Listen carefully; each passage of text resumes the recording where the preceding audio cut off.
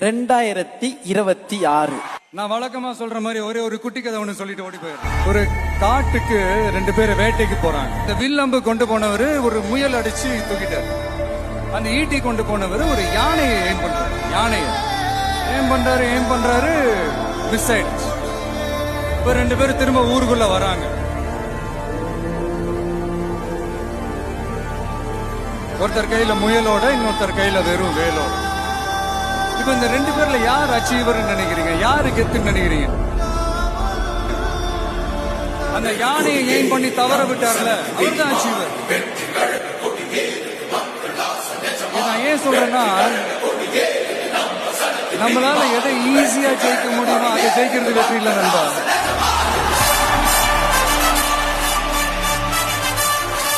நம்மளால எதை ஜெயிக்கவே முடியாதோ அதை